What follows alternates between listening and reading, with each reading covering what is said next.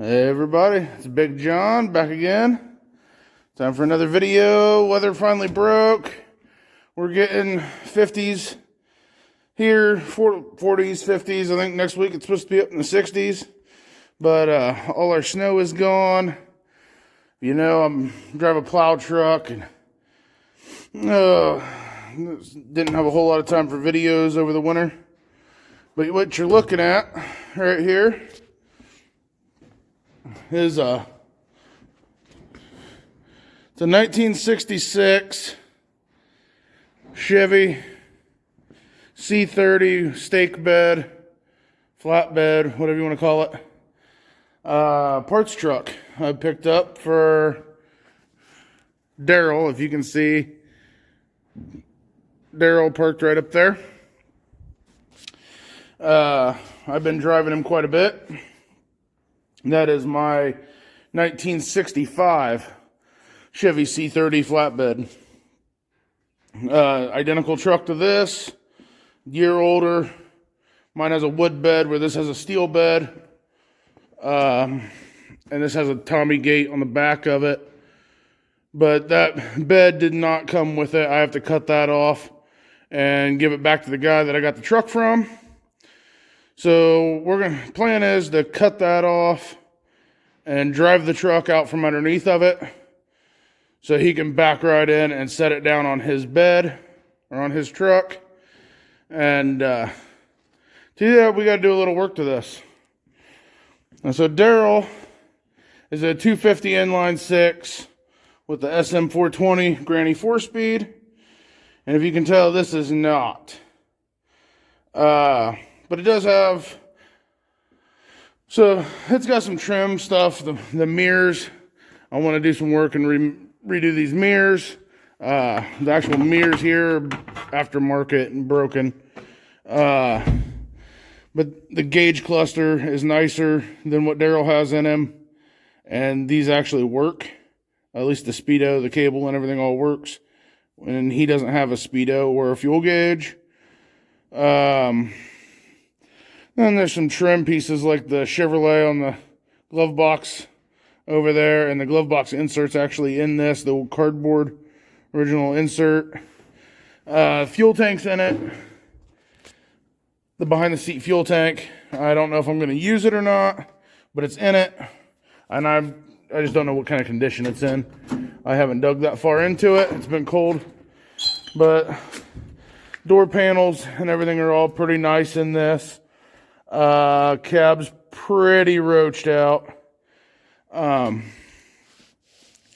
But it's going to be hard to see. We got a flashlight up in here, up on the top of the cab, above the windshield.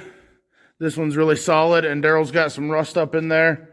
This has a good windshield that can go in him because his is broke. Some stuff like that. The transmission in this is an SM420. It's the same thing Daryl has in him. And this one's a lot tighter, not nearly as sloppy. So if I get it running, when I get it running and driving, we're going to see how it acts, if it shifts. It grinds a lot. It's not, if it's in decent shape, it's probably going in Daryl. Just for the drivability. And back to here. So, a couple things Daryl doesn't have that this does is a power brake setup. I'm not sure if I'm going to use that or not. I do plan on one of these days converting him to disc brake in the front and a newer axle in the back so I can drop his gears and get him on the highway. Because the initial plan for getting Daryl was to use him to pull that camper that my half-ton struggles with. And with 456 gears and a Granny 4-speed transmission, it will take forever to go anywhere to go camping because his top speed is about 60 mile an hour and he's screaming. So I do plan on doing some of that work to him in the future. So I don't know if I'm going to go power brakes or just get dual master and put on him and leave him manual brakes, because the manual brakes work pretty good. I've not my first vehicle with those, and I'm used to them. But it doesn't have power steering. The engine, the V8 that's in this 2-barrel Rochester carburetor, it's a wiring nightmare. Somebody really hacked into the wiring on this thing. But it's supposed to be a 283. The truck was originally a 283 going off of the sticker in the glove box. And these are 283 valve covers. So with the Chevrolet script on them. So, and a 2-barrel.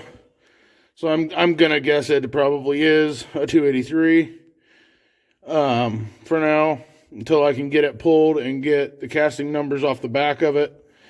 It does not have casting number. It doesn't have any numbers on the pad here. So being that the alternator's on the other side over here, you can see there's the casting pad, or the identification pad.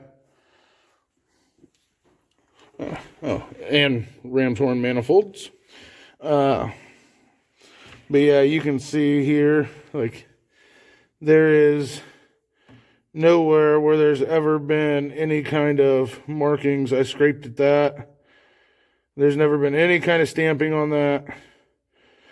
And I looked underneath because I just pulled the starter off of it because it was bad. And there's no stampings on the starter pad, mounting pad on the block. So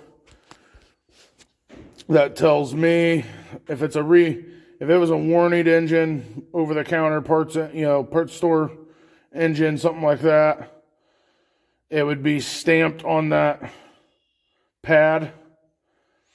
But with that not being stamped, and the regular factory pad not being stamped, tells me somebody at some point has been in this engine, had it apart, and that engine's been decked.